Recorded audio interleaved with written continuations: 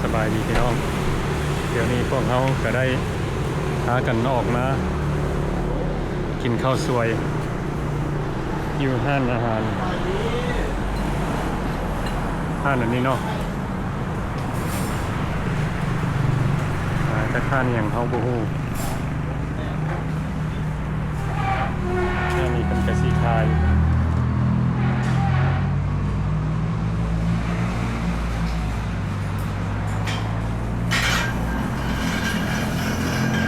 นี่ก็ได้มาโอ้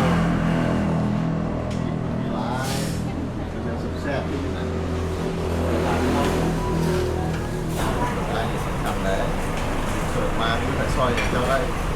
ในโลกพื้นไผ่ซอยอย่างเจ้าได้จะโทรหาไผ่ซอยเจ้าได้กันเมียนแอนหลายคนได้ ไอ้ก็เป็นร่างออก สิตายมาแล้วต้องมาหารับใจดีรถโดยเฉพาะเห็นสองพ่อเมียมาแล้วแม่นรถมาทั้งสองทั้งผัวทั้งเมียนี่แม่นรถขึ้นเงินมาเนี่ย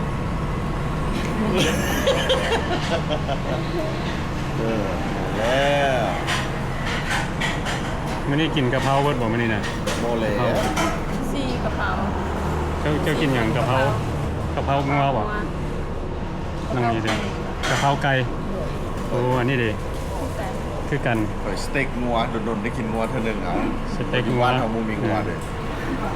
นะเขา บ้า สั่ น ง หมูซื้อสิ้นงัว อืม บ้านเขามันกินไก่กินปลากินเป็ดกินหมู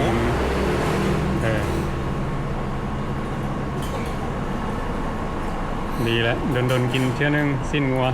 โดนๆเท่านั้น แล้วเขาสิรอทายอ่ะนะรอทายบริเวณห้านจังหน่อยกัน แซ่บเลย อันซื้อห้านซื้ออย่างก่อนนี่ หางงัวบ้านสวน แซ่บ เปิดหางงัว ขนาดต้องได้ลอง หางงัวบ้านสวน บ้านสวนโอ้ นี่ลงด้วงแถวลงด้วง นี่หนองร่วง แถวลงด้วงได้เด็กลงด้วงกันทั้งหน้านี่แบบ นะอันนี้ก็จะเป็นห้านเฟอหางงัวบ้านสวนกันว่านี่ก็สิเป็นบริเวณห้านของเพิ่นเนาะมีต้นมัตสิดา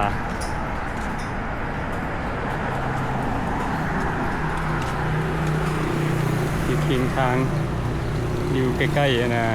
ไชน่าทาวน์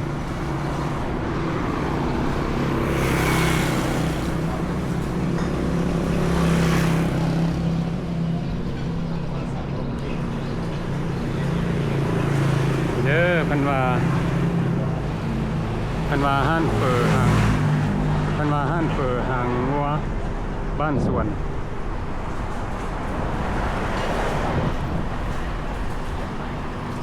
เมื่อไหร่ไอ้มีลูก ทางเพิ่นกำลังแต่ง ลูกไอ้มดมันโวยหนังไทยด้วยมันเรื่องแซ่บเลย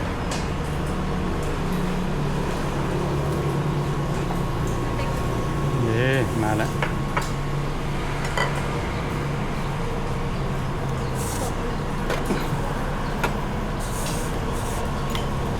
อย่างกับตัวนี้ สเต็กงัว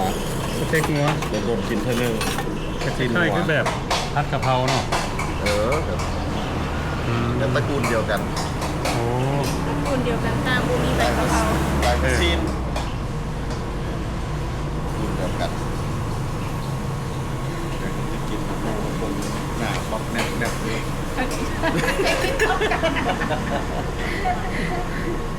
ก่อนซะ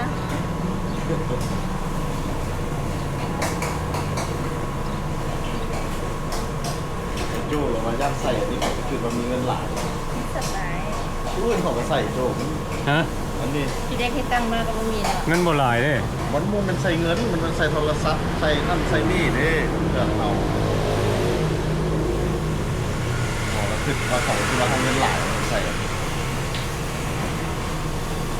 สมัยนี้มันเปลี่ยนไปเลยตะกี้ผู้ชายบูมีกระเป๋าเดี๋ยวนี้ผู้ชายมีกระเป๋าบูไม่ยิงละ อืม เป็นบ่น้อยปั๊บของเราเป็น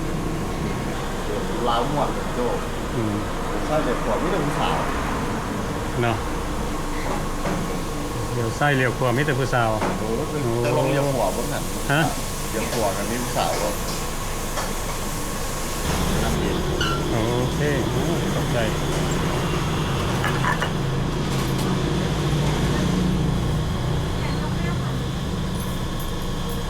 อันนี้ก็จะเป็น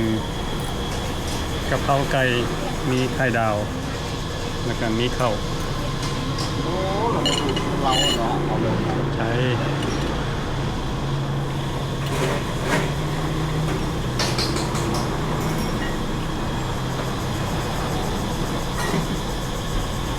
โอ้อันนี้กินคือกันนะ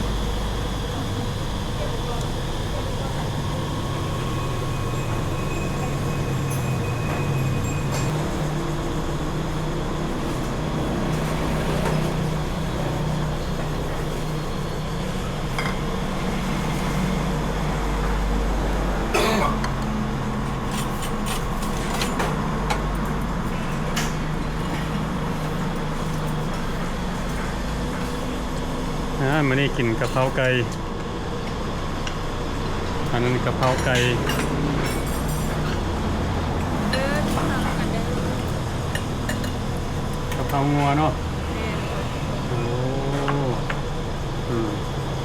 โดนกินสิ้นงัวเท่านึง อืม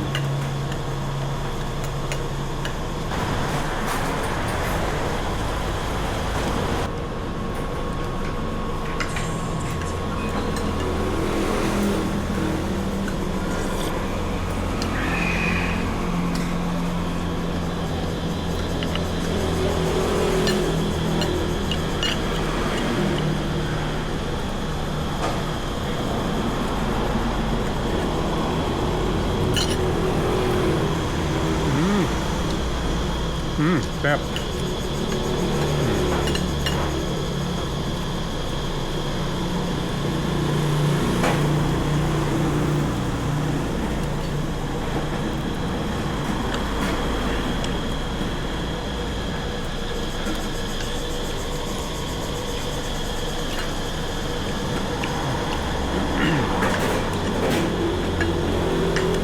สิมีผักหอมเผ็ดหน่อยหนึง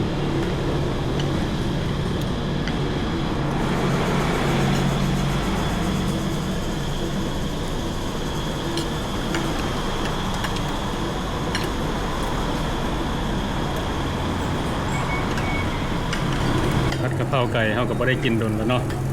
ได้มากินมื้อนี้ก็แซ่บหลาย แซ่บบอก แซ่บหลาย แซ่บบ่แซ่บเพียงแซ่บ บ่เหลือข้าวจักเม็ด มันเผ็ดมันเพิ่นยังกระไปเมื่อ อืมอืม เผ็ดกระไป เป็นยังไงทางเพิ่นน่ะโอเคบ่ โอเค โอเคเนาะ แซ่บ ทางนี้เด้แซ่บอยู่บ่ แซ่บ กะเพรางัวเที่ยง ยังแซ่บ โอ้ข้าวก็สิบ่เหลือจักเม็ดได้นี่ แม่ค่อยสอนว่าเหลือเขาจะเม็ดได้ โอ้ เขาจะเบิ่งไปเขาจะเบิ่ง ข้าวบ่เหลือจักเม็ดอืม เอาให้นานี่อิ่มแล้วถึงเขาเอาให้ผมจะกินให้หมดแล้วบัดนี้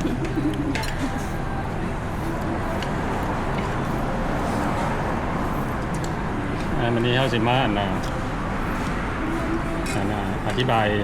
เล็กน้อยให้พี่น้องได้เบิ่งเนาะเพราะว่าบางคนเพิ่นถามมาว่า คนเฮาไทบ้านใดมาจากไสอย่างนั้นนะ โอ้ อันนี้น้องน้อยนี่เป็นคนอันน่ะ แข่งหัวพัน แข่งหัวพันธุ์ มาแต่ซ้ำเหนือ มาแต่ซ้ำเหนือ โอ้ขี่รถเด้มัน ขี่รถ รถปันไหน 2 มื้อกับคืนหนึง 2 มื้อกับคืนหนึ่ง ฮอดเวียง 2 มื้อกับคืนหนึ่งมาฮอดเวียงอืม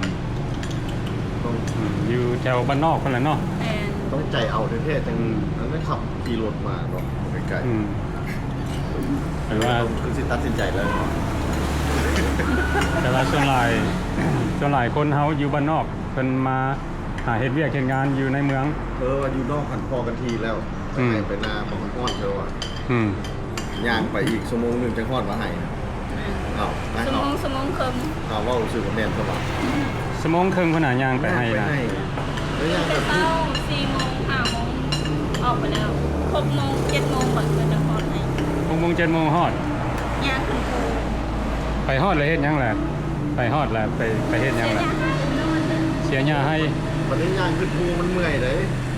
อืม ไปเราไปเสียหญ้าให้วันนี้ต้องแห้งฮอดกับไปวันนี้ อืม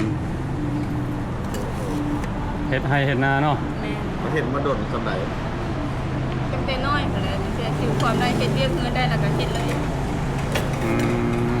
ย่างไปหมดไกล อืมเป็นคนบ้านนอกเนาะ ๆเรากินเย็นเดี๋ยว แขวงหัวพันเสาซ้ำเหนือนาน้องมีนี่หลวงพระบาง ต้องให้ถามคนแม่ แม่นบอกเพิ่นบอกเพิ่นเว้าให้ฟังคือนึงเอาให้เพิ่นเว้าเอง เพิ่นเว้า แข่งรถของบาง แขวงหลวงพระบาง บ้านเสียงเงิน บ้านเสียงเงิน แขวงหลวงพ่อบางยุ่งจะมายุ่งนอกไปอีกเหรอน้องนี่ โบกับประเด็นเรื่องคือน อก โต อ นะ ยู่ที่แทงคนต่างเรา อยู่กับโตขึ้นทางเลยกลายเป็นขึ้นมาแล้วก็ลงมาแล้วก็ เอ้า เงิน ก่อนที่เข้าหลวงพ่อบางเขาเสน่ห์ ตอนที่เขาลงมาเขาพาขึ้นมาก่อน เออก่อนที่เข้าหลวงพ่อบาง โอ้เราก็ได้ไปเยี่ยมยามหลายเทื่ออยู่หลวงพระบางหักบ่ฮู้ว่าบ้านเสียงเงินอยู่ไสบ้านเสียงเงินบ่ บ้านเสียง บ้าน เงิน เสียงเสียงเงิน เสียงเงิน เสียงแบบเสียงบ่แม่นเสียบ่ เฮ้ยที่เอามาเอามา บ้านเสียงเงิน น้ำบ่เย็น น้ำบ่เรียน ให้เป็นลูกผู้ชาย น้องสาวนี่มาแต่ไสนี่ คงเสรี พงศาลี บ้านน้ำดีแข่ง ลูกสันดีภาคเหนือ โอ้พงศาลีทงไฮหินพุ่นนั่นเนาะแม่นบ่ วันขี่เข้า คนนั้ ใช้ นคือความ วันที่ใช้แดนเวียด กัน กว่า คิดแต่ก็เซเดนจีน ใช้แดนจีนพวกนั้นนี่นะ สายแดนจีนเป็นสาวพงศาลีอืม ตัวจริงเสียงจริง อืม มาแต่คนละทีมนั่นนี่นะ บ้านก็อยู่บ้านนอกว่ะ เห็น อ่า แล้ว บ้านนอกแบบเฮานี่ที่ซั่นน่ะ โอ้โหจังบ้านนอก เฮาคนบ้านนอกเด้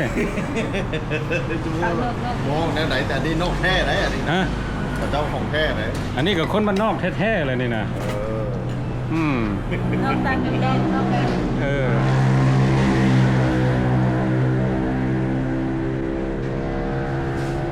อยู่บ้านเฮ็ดหยังเฮ็ดให้เฮ็ดนาอยู่ว่ะโอ้ เฮ็ดภูอ่ะที่ภู โอ้แปลว่า ที่มันจะมีคุ้ม มีตะภูก็บ่เคยไปได้อันนี้นะ อืม คือในมือมีวาสนาแล้วสิไปอยู่นี่ อืม ไปเฮ็ดให้ แต่ว่าเฮ็ดให้เฮ็ดนานี่เพิ่นสิเฮ็ดอยู่เทิงภูเนาะเป็นสั้นแมันบ่ เอาเข้าให้ไปใส่ นาก็ไม่ได้อยู่ในภูนามันเพียงมีแต่ว่ามันเป็นภูนะบ่เห็นให้ โอ้นาเทียงอืม เข้าของเข้าให้บ่ใส่น้ำก็ได้ แม่เป็นแบบธรรมชาติ อืม มันยามแรงมาเฮาอยู่นาเฮ็ดบ่ได้แล้วมันบ่มีน้ำเฮาก็เข้านามาปลูกอยู่นาแล้วเข้าให้หั่นน่ะมาปลูกอยู่นาได้บ่เราบ่ใส่น้ำ ได้ แต่มันได้เข้าวัดปีเลย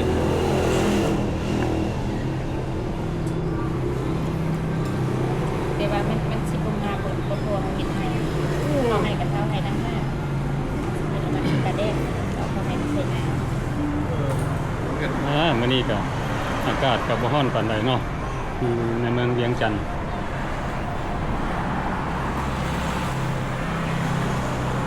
ซื้อห้านเพิ่น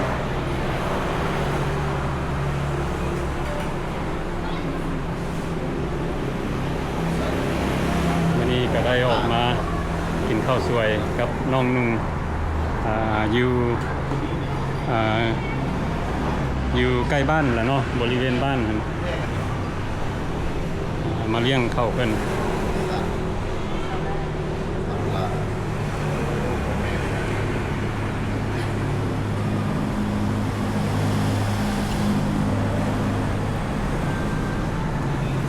มันไทยกันดีจากบ้านมันแต่น้อยกว่าก่อน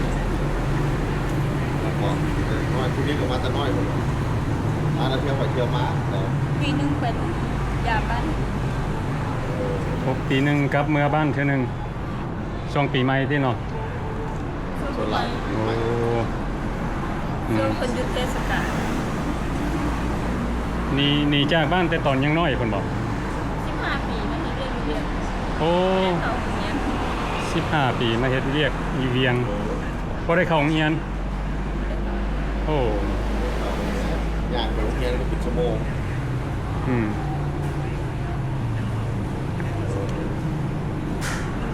มันมีเข่ากินอีกได้นอกแบบเนี่ย อืม ไปย่างมาโอ้เสียได้ไหนก่อน เอาเสร็จทุกอย่าง พอเข้าไปเลยโรงเรียนเป็นชั่วโมงย่าง ลูกเป็นเศร้าไปตอนออกโอ้ยากเริ่มเนี่ย บ้านไก่โรงเรียน เข้าโรงเรียนนั่นนี่คันย่างเป็นชั่วโมงข่อยก็สิบ่เข้าคือกันแล้วเว้ย ย่างไปเลยย่างกลับอีก แต่ว่าก็มวนเป็นหนึ่งใดมีหลายๆ มันน่ะโอ้อืม ตอนแรกลูกเนี่ยกับกันยาเดี๋ยวนี้พัฒนาแล้วมีดูเอง ย่างไปนํกันหลายคนเนาะอืม เขาเป็นย่างเพื่อน ยังเลย รุ่นใหม่แล้วมันรุ่นไฟฟ้ารุ่นใหม่เนี่ย อืม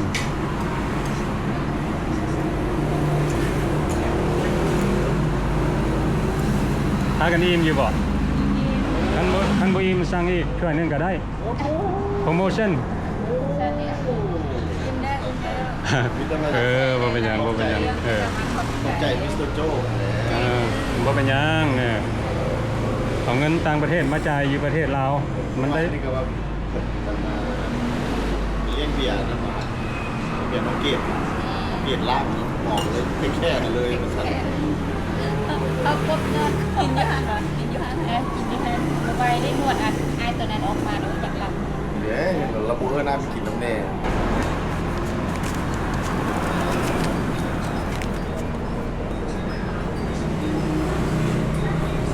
เสียเป็นพวกกินเราก็ว่าชวนเราไปนอน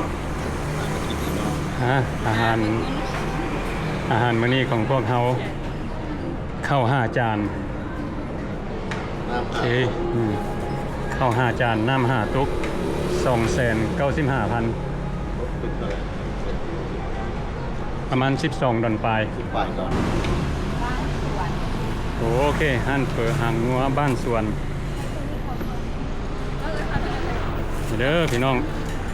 อันนี้ก็สิอยู่คิมทางหั่นเปิดหางงัวบ้านสวนวันนี้พวกเฮาก็สิได้กลับแล้วเนาะแล้วก็เป็นอย่างไรก็ขอขอบใจเพื่อนทุกคนที่เข้ามาเบิ่งวิดีโอของเฮา